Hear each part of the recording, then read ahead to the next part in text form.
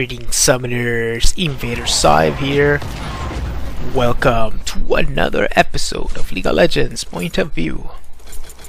Today I will be playing the newest champion over at the public beta environment, Gnar.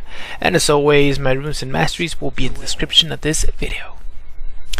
I will be playing Gnar as a jungler because I promised this on my previous video. I did make a top lane video of him in which I did pretty well. He of course is a champion who was built for the top lane, so he is described as a bruiser, collapsing top, as a bruiser or a straight up tank, and his overall kit is meant to fulfill this role. Now this guy has a really cool gimmick in which he is able to transform into a bigger monstrous version of himself, and that's the mini Gnar, which you are the default mode, and the mega Gnar. The mega Gnar gains a lot of bruiser type abilities and tank abilities, while the mini Gnar is more mobile, has longer range on his auto attacks, more attack speed, so he's more mobile in that regard. And you can see there you have a passive called Rage Gene, which gives you fury as you are in combat, and when it gets to 100%, it's when you can transform. Now the transformation can occur instantly if you press an ability, or it will take a couple of seconds after you hit 100 to actually transform. So we'll see how that we'll see that in a minute. You will see transformation, and the reason why he can be played as a jungler is because he has a pretty awesome passive on the W, which will give you additional damage on your every third attack based on the target's maximum health. So that destroys jungle monsters quite fast. Tank it! Why aren't you tanking this for me? Tank it a few hits. There it is. Thank you. Oh, that's a ton of damage. Thank you for that, team. Excellent. We got this pretty quickly. And the rest of his abilities are pretty awesome as well, but this is the one that makes him an awesome, well, not an awesome, but a decent jungler, or a decent clear of the jungle.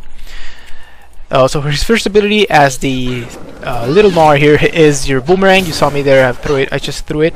And basically what it does is it gives you a really long range skill shot that it will hit a target and it will turn back as soon as it hits it, so it will not actually hit a lot of minions and stuff like that. It will just hit and maybe do a small AoE around that and go back.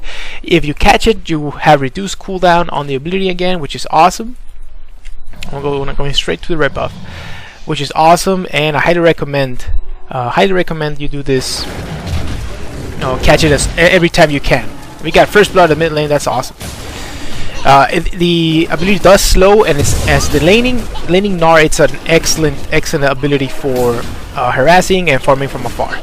In the jungle, I just take 1 point to it, and I don't really max it. You know what? Top is pushing a lot, so I'm gonna concentrate on farming this, getting that level 4. So I'm gonna get an extra point into the W here, so it's faster. Good job. And when you're the mega Gnar, it actually throws a boulder which you can also pick up, and it will reduce the cooldown again, and it will actually do a good amount of damage. I should be kiting here a little bit. There it is. One thing I didn't mention about the boomerang, it does reduce damage to the subsequent targets that you hit by 50%, and you cannot hit a target multiple times. So it's only one hit per target, and that's pretty much it. The next ability, I already talked about, the three hit passive, and when you actually gain, not only do you gain the damage on the target, you also gain a burst of speed, which is pretty awesome. And the mega Gnar gives you we're gonna cast it right now, a line skill shot that stuns enemies, and it scales off AD. And since I will be maxing this first, it will actually give me a good amount of damage and low cooldown on this when I transform. So pretty awesome to have this at your disposal. And your next ability is your E. Your E is a small leap that gives you attack speed when you're in the mini Gnar form, and you also are able to jump additionally. So if you hit a unit, it doesn't have to be a ally unit or enemy unit, it can be any type of unit, you will gain a little bit more jump. There it is. And the second jump actually gives you has a scaling HP scaling on the damage, so that's pretty awesome to have on the ability. Although it's pretty hard to aim, you have it there, and it's important that you do. And when you're the big Gnar, it's just a regular jump that will do damage based on your max health as well, and it will slow enemies